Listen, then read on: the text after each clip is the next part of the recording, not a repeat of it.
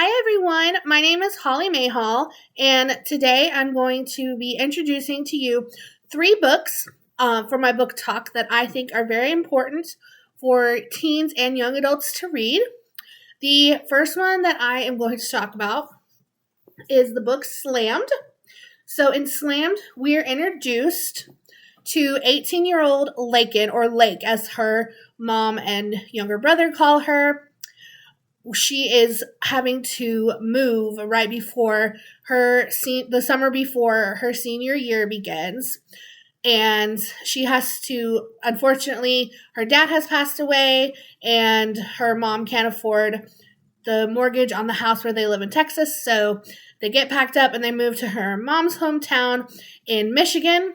And Lakin is very against this idea. She is not happy. She's leaving the only home she's ever known, all the memories of her dad, and things like that. So in this story, she moves and she is introduced to her new and very attractive neighbor, Will, and they begin a relationship and they go out on a first date and everything seems great, but then they are slammed with something so shocking that it's going to change their relationship forever. So this book, and we'll bring it back up here so you can see what it looks like again. This is Slammed, and I just love the cover of the book too. Colleen Hoover does such a good job with the book covers on all of her books. And I think this book is just such a great read for maybe older young adults, females maybe, just because the main character is a female, but anyone could read it if they wanted to. So this is definitely a good book for who is experiencing their first love, maybe a little bit later in life because of certain responsibilities, or just for anyone going through a time of grieving or trying to process that. So the next book I want to talk about, I actually don't have the actual book with it because I don't have my own copy of the book, and it was not available at the library, so they were all checked out.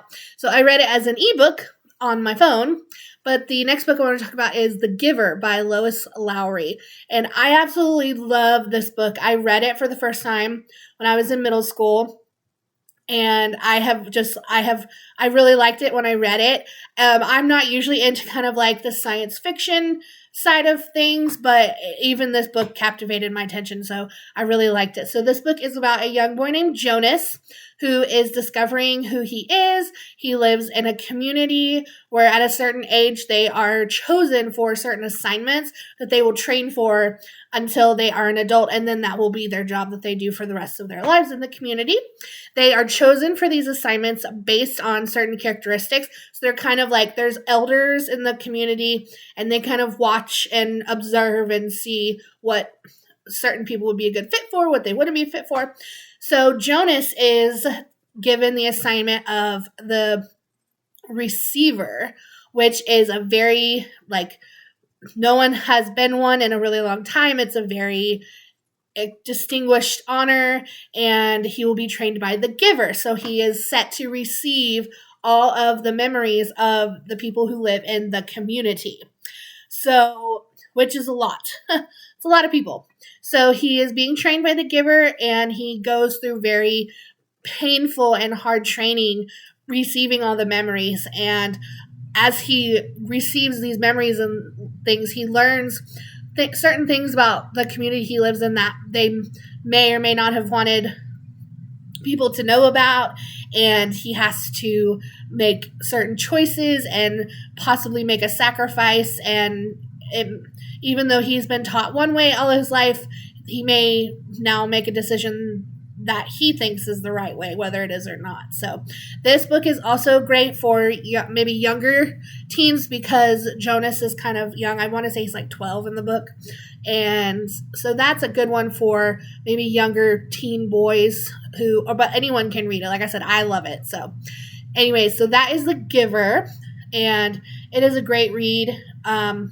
If you are, especially about learning about discovery and, making hard choices. So the very last book I want to talk about is one of my all-time favorite books.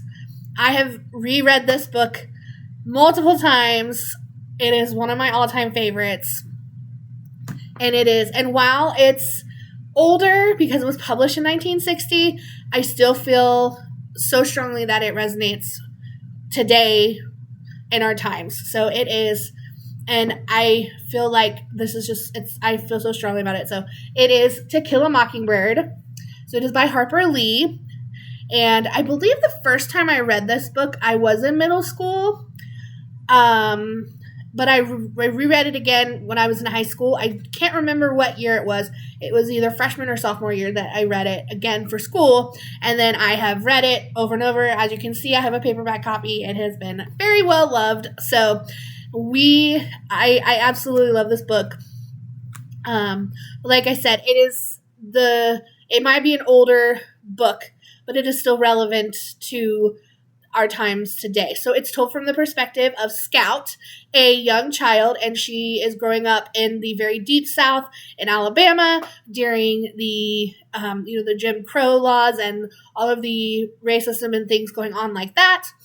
Her father, Atticus, is a very well-respected lawyer in the town that they live in, and so when an African-American man is accused of assaulting a young white female, Atticus is asked to represent the African-American, and he has to make the tough decision of representing the African-American even though he is white.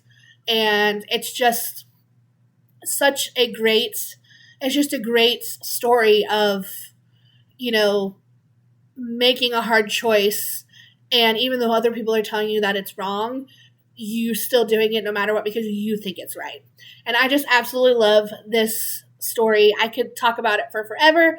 My whole family loves it. We even named our dog Scout after Scout from To Kill a Mockingbird, and that's my little Scouter dog. So she doesn't live with me. She lives at my parents' house, but I still go hang out with her sometimes. So anyways, I know I went over my time, so I am going to try to get off of here. But those were my 3 books that I decided to use for my talk tonight. And I very much thank you for coming to my book talk. And everyone have a great day.